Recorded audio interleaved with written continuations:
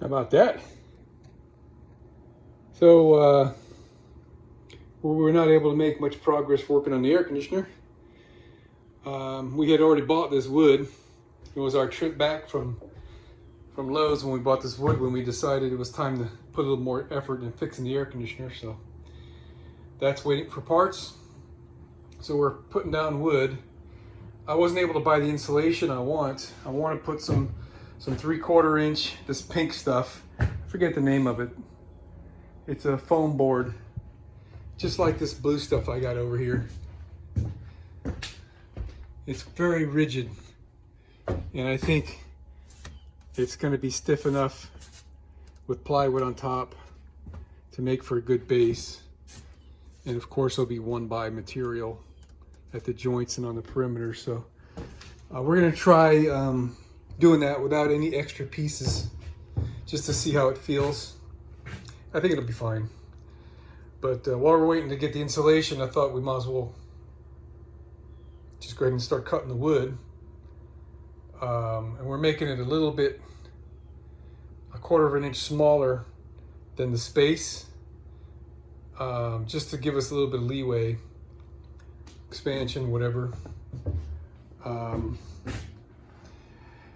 What we found out, it showed itself when we were getting ready to cut this wood, that there's a pretty big bump right here.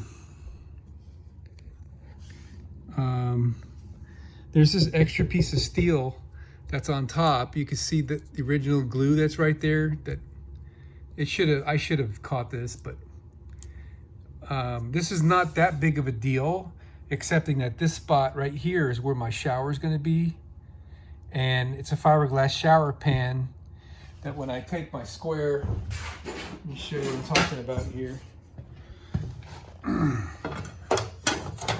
When the wood was in here, it was being pushed out by this spot right here, and I'll just exaggerate here, not exaggerate, but demonstrate. It kind of looked about that crooked, from nothing to about 5/16 of an inch, because that was sticking out about 5/16 of an inch is what's going on here. I might be able to pound that in with a hammer right there a little bit. But what I'm going to start doing is I got a definite 1/8 of an inch right here. So, I mean, this is kind of a pain. I don't want to fight with this later when I'm putting in the shower and when I'm doing tile work and stuff. So we're going to cut the back of this 1/8 of an inch over the whole surface, and then we're going to explore pounding that in with a hammer right there and see how that goes. And what we're going to use to do that is my router, and I'm going to try this guy. It looks pretty sharp. This is 3/4. We're going to give that a shot first and set the depth to 1/8 of an inch. We're going to use our straight edge and some clamps, or I don't know, really don't know how exactly I'm going to do it, but I'm going to set it to where it'll cut a little bit less than this width, and then move the board over. I'm going to let the board act like a fence and rub on this, and we'll just keep taking passes until we meet this line or go over it a little bit. All right, and then that'll give us a void of that 1/8 inch space. This side here only needs the 1/8 inch cut off of it.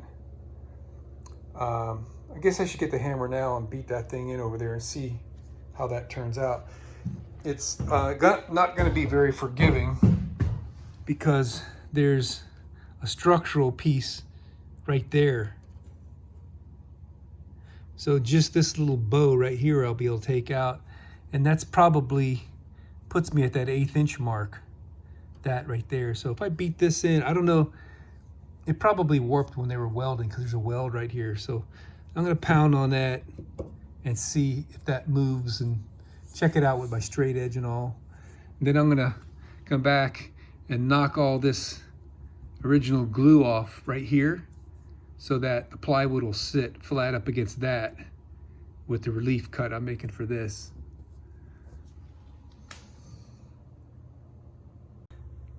We're looking good. I scraped off all the crud from there. So this side's ready. Scraped off all the crud from that line.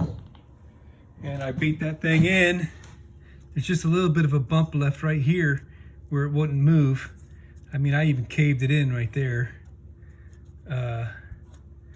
So I may, in this area here, take off like 1/4 of an inch instead of 1/8. So I got my my square clamped down. I'm going to use it as a fence right here. I'm going to make this first cut up to there, and I was doing some test cuts here to make sure, you know, I got 1/8 of an inch worth of material being removed. So we're going to make this cut, and we'll do the same at that end. And we're going to start from here, I think, and start cutting like this, such that the majority of this foot stays on this level, and then it'll be cutting the way we want it to. Slow and steady, right? So that'll just need a little cleanup there. I'm just eyeballing at this point. I haven't gotten to the final line where I want to cut yet up there, obviously. So what I'm doing is I'm putting a pencil mark and I'm eyeballing a little bit less than the width that my cut is. And sometimes I don't estimate very well, but it doesn't matter. And then I'm just holding this down with my hand. So now I gotta move that to right around there. Move that right around there. Give me a little of this.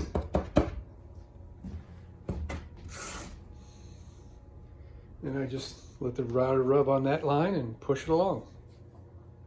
All right, now for some cleanup, and we'll do a test fit.